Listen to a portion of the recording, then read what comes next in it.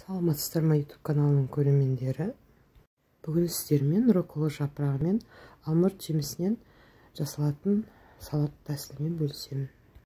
Сонымен бастаймыз. Бізге керегі рокколо жапырағы,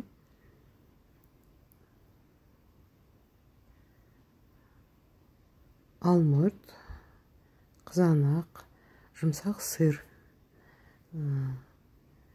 бал, шекер, терияки соусы дайын, миндаль жапырағы керек, жапырақшалары керек.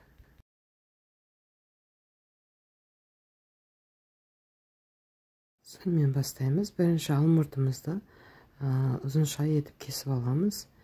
Пісіңкіреп кеткен екен, ортасы бола береді. Осылай ұзыншалап кесіп алдық. Шекерімізді, балымызды табаға салып,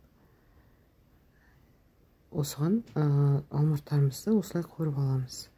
Карамель болады, карамель дәмді, керемет алмұртты қуырып аламыз бірінші. Міне осылай етіп. Бұл салаттың кереметі өте жылдам орындалып, біздің алмұртымыз суығанша қызанағымызды, сырымызды турап дайындаймыз, сервировкамызды жасаймыз. Шай қайнағанша дайын болатын салат бұл.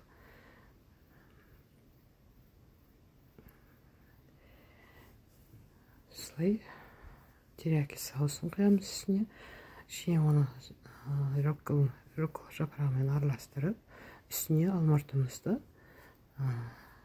ұзыншалап осылай қоямыз. Және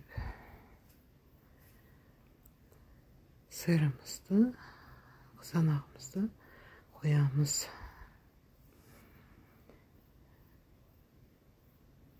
Миндаль жапырақшаларын себеміз. Міне біздің салатымыз дайын болды. Ұнаса лайк басып тіркеліп отырыңыздар. Сіздермен бірге болған Лейла.